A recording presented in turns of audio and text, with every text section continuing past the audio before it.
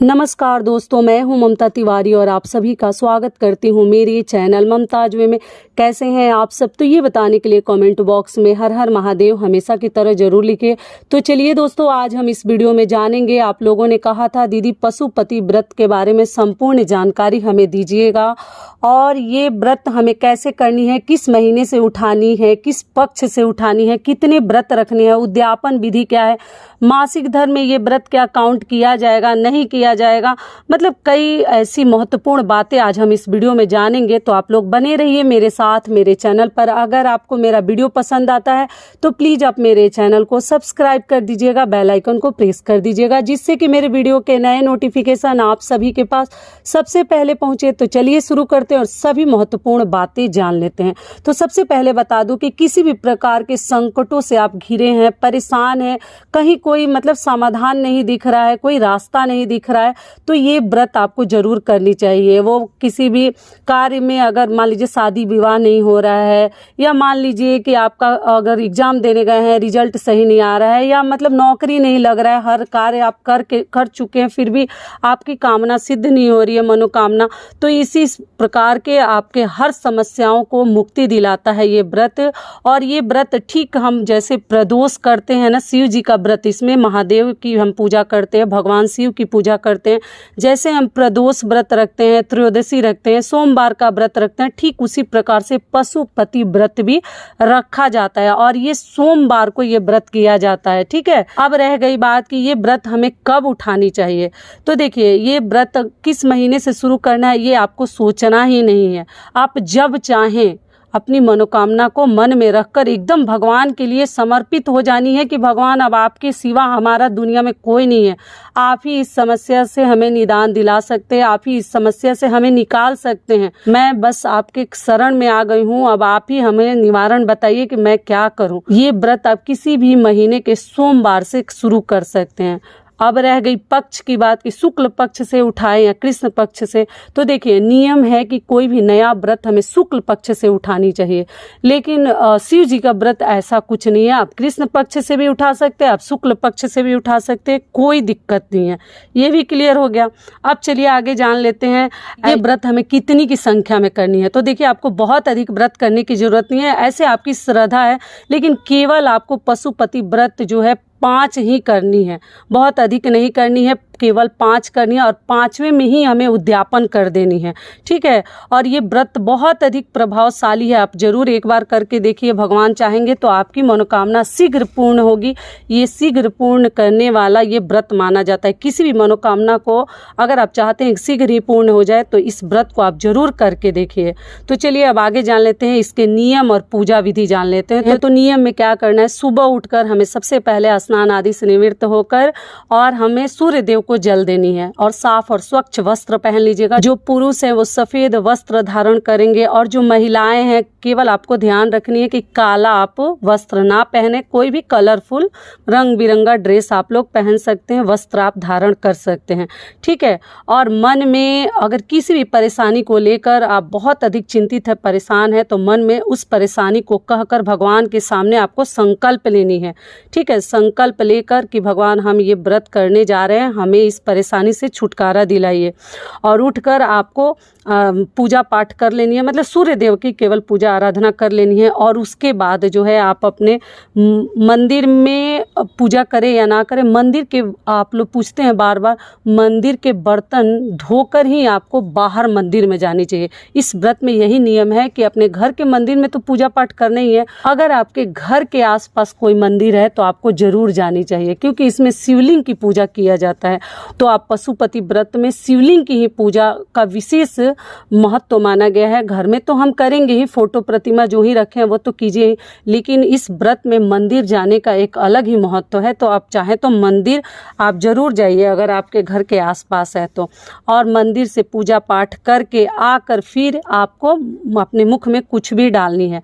और शिव जी की पूजा में आप लोग को मालूम ही है कि क्या क्या हम चढ़ाते हैं। पंचामृत सबसे जरूरी चीज़ है, उसी से हम अभिषेक करेंगे। बेलपत्र, गंगा जल, रोली, अक्षत, जो चाहे आप लोग चढ़ा सकते हैं, कुमकुम, भस्म, जो मिल जाए, आंकड़े का फूल, तो इसी प्रकार की चीज़ें, भांग धतूरा, तो जो मिल जाता है, अगर हर चीज़ आप कोशिश कीजिएगा, अगर आपको मिल जाता है तो आप लेकर मंदिर जाएं, और अगर नहीं मिलता है तो कोई दिक्कत नहीं है। जितना आपका सामर्थ्य है, जो जुट जाता है, एकत्रित हो जाता है, उसी से आप भगवान की पूजा कीजिए। साधारण जल भी मिल जाए तो उसी से कीजिए, अगर दूध मिल जाता है तो उससे भी अभिषेक कर सकते हैं, लेकिन पंचामृत का इसमें बहुत अधिक महत्व है, उसी से आपको अभिषेक करनी है। ठीक है, तो ये भी क्लियर हो गया। लेकिन कोशिश करें कि मंदिर जरूर जाएं, क्योंकि मंदिर जाने से हमारी मनोकामना शीघ्र ही पूर्ण होती है। और उसके बाद घर में आकर आप कोई भी फलाहार कर सकते हैं, घर के मंदिर में भी पूजा कर लीजिए। और भगवान की पूजा किए बिना आपको अपने मुख में जल भी नहीं डालनी है, इस बात का ध्यान रखिएगा। पूजा करके, इसलिए सुबह ही कर ले तो ज़्यादा बेहतर है, पुरुष हो या महिला हो, जो भी हो। उसके बाद आप जो है कुछ भी खा पी सकते हैं। देखिए, इसमें अगर आप चाहे तो फलाहार, ये मतलब व्रत किया जाता है फलाहारी, इसमें कोई अनाज वगैरह नहीं खाते हैं। आप देख लीजिएगा आप कैसे करना चाहते हैं, नहीं तो आप एक समय मीठा भोजन कर सकते हैं, नमक नहीं खाया जाता है, इस बात का आप लोग ध्यान रखिएगा। साबूदाने के खीर के खिचड़ी वगैरह खा सकते हैं, नमक ना डालें। तो ये भी हो गया। और अगला महत्वपूर्ण कार्य क्या है कि फिर शाम को भी हमें शिव जी की पूजा करनी है। और आपको जो है प्रदोष काल में शिव जी की पूजा करने से बहुत अधिक हमें फल मिलता है। नियम यही है, कभी भी शिव जी की पूजा हमें प्रदोष काल में शाम के समय करनी चाहिए। ऐसा माना जाता है कि शिवलिंग में स्वयं भगवान जो है विराजमान होते हैं शाम के समय, तो इसलिए शिवलिंग की पूजा हमें शाम को ही करनी चाहिए। सुबह भी आप कर लीजिए, मान लीजिए सुबह मंदिर नहीं जा पा रहे तो आप घर में कर लीजिए, और शाम को जाकर विधि विधान से भी पूजा कर सकते हैं। संभव हो तो दोनों समय जाएं। तो शाम को आपको पूजा कैसे करनी है वो भी बता देती हूँ। तो देखिए, आप जो है 6 दिया, इसमें नियम है, 6 दिया मिट्टी का ले लीजिए या आटे से बना लीजिए। आटा कहीं आसान है, क्योंकि मिट्टी का हर आदमी को मिल पाएगा, नहीं मिल पाएगा तो आटे से भी 6 दिया आपको बना लेनी है। कोई भी प्रसाद भगवान के लिए, हलवा हो, चूरमा हो, पंजीरी हो, खीर हो, जो देख लीजिए आसान हो, आप लोग कोई भी प्रसाद बना सकते हैं अपने भगवान को चढ़ाने के लिए।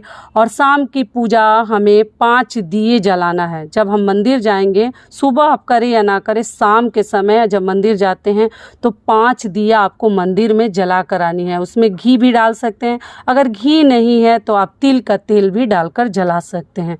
ठीक है, समझ में आ गया। और एक दिया जो है अपने थाली में आपको छोड़ देनी है, उसको नहीं जलानी है, केवल 5 ही जलानी है। और छठा दिया थाली में ही रहेगा। प्रसाद भी है, प्रसाद का 2 हिस्सा जो है आप मंदिर में ही छोड़ दीजिए, मतलब किसी भी खरदोने वगैरह में लेकर जाइए, वहीं चढ़ा दीजिए, नीचे मत चढ़ाइएगा। पत्ते का जो बना हुआ रहता है उसमें भी आप चढ़ा सकते हैं, नीचे रहेगा तो फिर कोई लेगा नहीं। ऐसे जिसको प्रसाद खाना होगा, पुजारी वगैरह जी ले सकते हैं।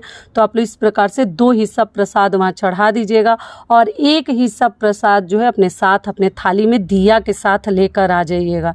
ये भी क्लियर हो गया। और जब पूजा कीजिएगा तो भगवान का मंत्र बोलते हुए, महिलाएं क्या बोलेगी, नमः शिवाय बोलते हुए पूजा करनी है। पुरुष क्या बोलेंगे, ओम नमः शिवाय बोलते हुए, मतलब जितने भी पूजा पाठ आप कर रहे हैं मंदिर में इस मंत्र का उच्चारण आपको करते रहनी है।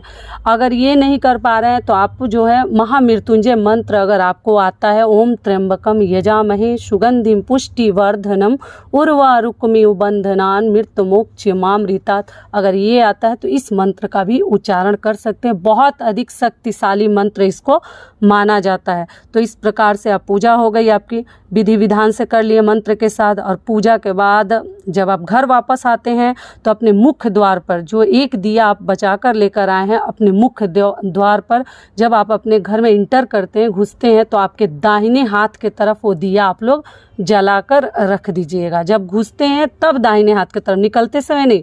जब घर में इंटर करते हैं तो पहले वहाँ दिया जलाकर रख दीजिए भगवान को मन में सोचकर, और फिर आप घर के अंदर चले जाइए दाहिने हाथ की तरफ जलाकर।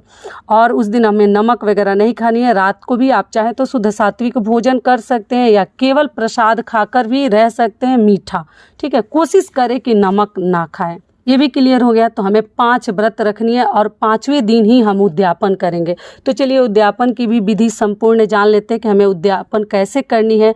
तो सबसे पहले बता दूं कि सब कुछ हमें ठीक उसी प्रकार से उद्यापन के दिन करनी है। और एक नारियल चाहिए, केवल एक्स्ट्रा हमें एक नारियल लेनी है और नारियल में हम 7 बार मौली का धागा लपेटेंगे। अपने मनोकामना को कहते हुए भगवान के पास हमें अर्जी लगानी है। 7 बार लपेट कर पानी वाला नारियल लीजिएगा, जटा वाला सूखा गोला मत लीजिएगा। और 108 बेलपत्र कोशिश कीजिएगा कि भगवान को आप लोग चढ़ाइएगा इन 5 दिनों में, क्योंकि देखिए कोशिश करने वालों की हार नहीं होती। कोशिश कीजिएगा अगर 108 मिले, क्योंकि जो फूल वगैरह बेचते हैं ना, उनसे एक बार कह कर देखिएगा, एक्स्ट्रा पैसा भी दे दीजिएगा। अगर वो 108 बेलपत्र लाने में सक्षम हो जाए तो आपका कार्य हो सकता है। अगर नहीं मिल सकता है तो वो भी मैं बता देती हूँ, जितना मिला है उसी को बार बार 2 बार 3 बार उतार कर फिर धो लीजिएगा, क्योंकि बेलपत्र को हम बार बार भी भगवान को चढ़ा सकते हैं, समर्पित कर सकते हैं। तो आप उस प्रकार से भी चढ़ा सकते हैं। अगर आधा ही मिला, 50 ही मिला, 25 ही मिला, तो उसी को आप बार बार करके 108 बार मतलब चढ़ाने का नियम कर दीजिएगा। धो धोकर दोबारा चढ़ा दीजिएगा। ये भी क्लियर हो गया। और नारियल जो है भगवान के ऊपर मत चढ़ेगा, शिवलिंग के ऊपर मत चढ़ेगा, साइड में बेदी पर रख दीजिएगा। और सभी पत्तों पर अगर कोशिश कर मतलब आपसे हो सकता है तो कह रही हूँ मैं, ज़बरदस्ती नहीं, तो आप चाहे तो उसके ऊपर राम राम भी लिख सकते हैं या ओम नमः शिवाय भी लिखकर पत्तों को चढ़ा सकते हैं, या ऐसे भी चढ़ा सकते हैं। तीनों में से कोई भी कार्य आपको आसान लगे वो कार्य आप लोग कर सकते हैं। समझ में आ गया। और ठीक उसी प्रकार से आपको प्रसाद लेकर जानी है और छठा दिया लाकर अपने मुख्य द्वार के दाहिने तरफ, घुसते समय दाहिने तरफ हमें जलाकर रख देनी है। और लास्ट दिन 5वें दिन हमें कुछ दान करनी है, मंदिर में दान करके हमें छोड़कर आ जानी है। कोई भी चीज़ हो, अनाज हो, वस्त्र हो, जो चाहे आप जो है दान उद्यापन के दिन जरूर कीजिएगा।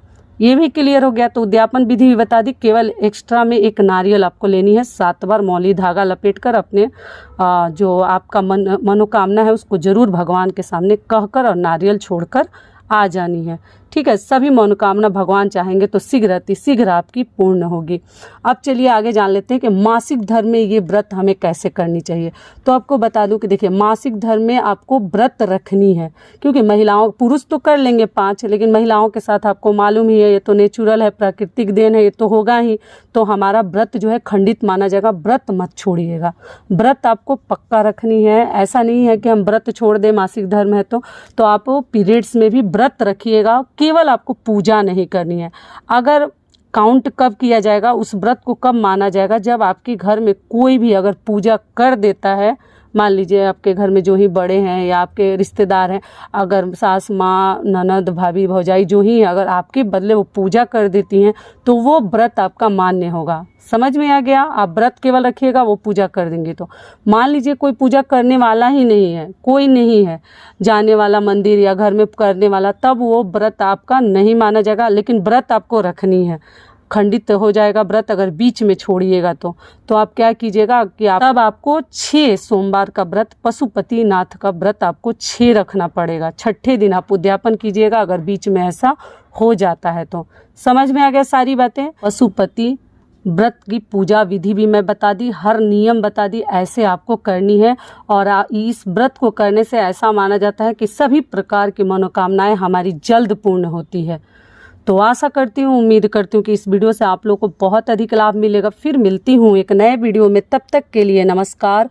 स्वस्थ रहिए, सुरक्षित रहिए और जहाँ कहीं भी रहिए खूब खुश रहिए। वीडियो पसंद आता है तो चैनल को सब्सक्राइब कर दीजिएगा और वीडियो को लाइक कर दीजिएगा। धन्यवाद।